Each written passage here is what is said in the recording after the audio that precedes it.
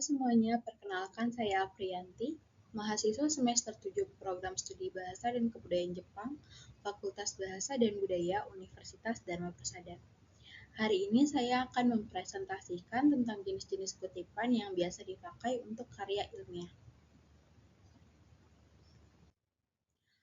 Dalam presentasi kali ini ada 4 bagian yang akan dijelaskan, yaitu kutipan berdasarkan cara pengutipan, lalu kutipan berdasarkan panjang kutipan, yang ketiga ada kutipan berdasarkan posisi dalam teks, dan yang terakhir ada kutipan berdasarkan media atau sumber dari kutipan. Masuk ke yang pertama, yaitu kutipan berdasarkan cara pengutipan. Kutipan langsung, yaitu mengutip teks secara persis dari sumber aslinya tanpa perubahan kata ataupun struktur. Ciri-ciri dari kutipan langsung ini yaitu menggunakan tanda kutip untuk teks pendek dan menggunakan format blok untuk teks yang panjang. Ini adalah contoh kutipannya, yaitu pendidikan adalah kunci untuk membuka pintu masa depan yang lebih baik. Lalu ini ada sumbernya, yaitu nama penulisnya Smith, tahunnya 2021, dan ini ada halaman buku dari kutipan ini.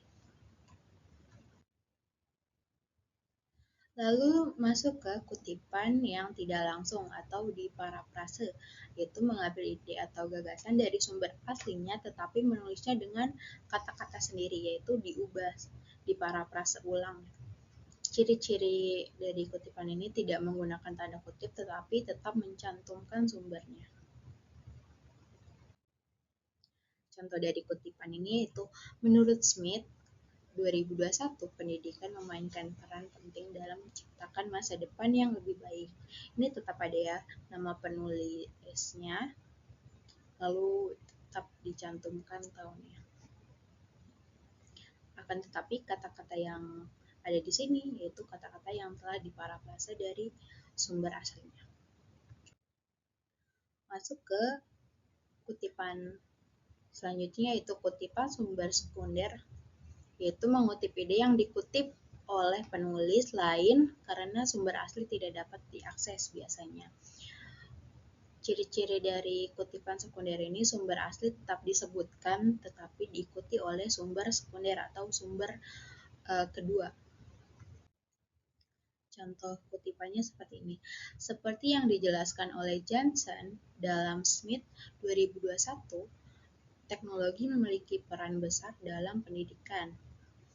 Jadi Johnson ini penulis aslinya dan Smith ini yang mengutip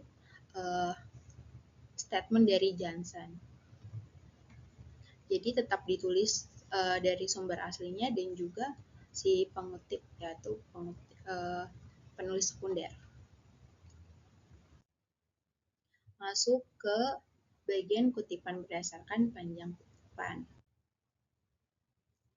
Di sini ada kutipan pendek, yaitu kutipan yang terdiri dari 1 atau 2 kalimat, biasanya kurang dari 40 kata.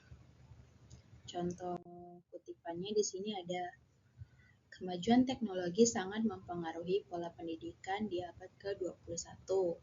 Menurut Brown 2019 halaman 22. Format dalam kutipan ini ditulis di dalam paragraf dengan tanda kutip. Seperti ini. Di sini tetap ada nama penulis, ada tahun dan halaman. Jadi buku yang dikutip. Akan tetapi pendek ya, kurang dari 40 kata biasanya. Lalu selanjutnya ada kutipan panjang atau block quote.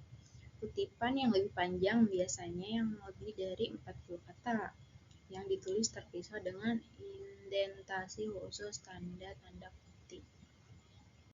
Masuk ke contoh kutipannya seperti ini. Menurut Santrop 2018, remaja mengalami berbagai tantangan dalam mengelola emosi mereka, termasuk kecemasan, kemarahan, dan frustasi. Pengendalian emosi ini melibatkan penguasaan keterampilan regulasi emosi yang seringkali membutuhkan waktu dan pengalaman. Remaja yang tidak mampu mengatur emosi mereka secara efektif cenderung mengalami kesulitan dalam hubungan interpersonal dan pencapaian akademik. Oleh karena itu, penting bagi pendidik dan orang tua untuk memberikan dukungan yang memadai dalam mengembangkan keterampilan ini. Bisa dilihat format kutipan panjang ini ditulis dalam paragraf sendiri dengan font yang lebih dikecilkan. Tetap ada nama penulis dan juga tahunnya ya. Dan jika diperhatikan lebih teliti di sini lebih dari 2 kalimat.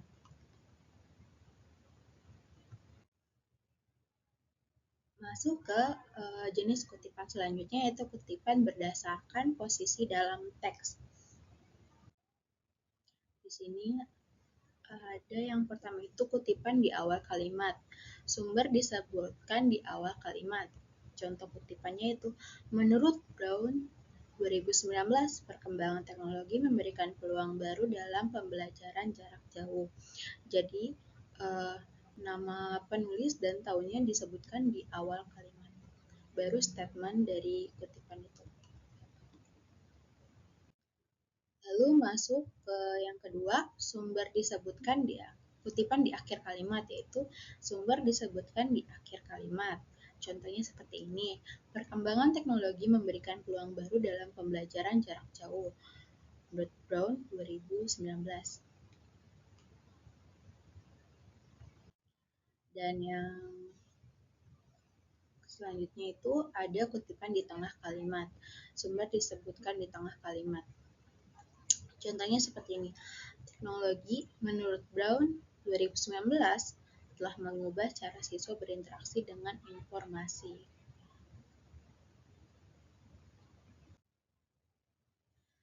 Masuk ke jenis kutipan yang terakhir yaitu kutipan berdasarkan media atau sumber dari kutipan. Masuk ini ada kutipan dari buku. Contohnya ini ada pengetahuan adalah kekuatan. Ini adalah statementnya, lalu ada nama penulis, Foucault, dan tahun dan halaman. Jadi statement, nama penulis, tahun buku terbit, dan halaman yang ada statement ini.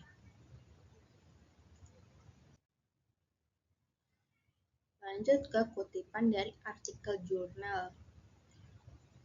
Misalnya seperti ini ada Smith 2020 mencatat bahwa hasil belajar meningkat 25% setelah penerapan metode belajar interaktif.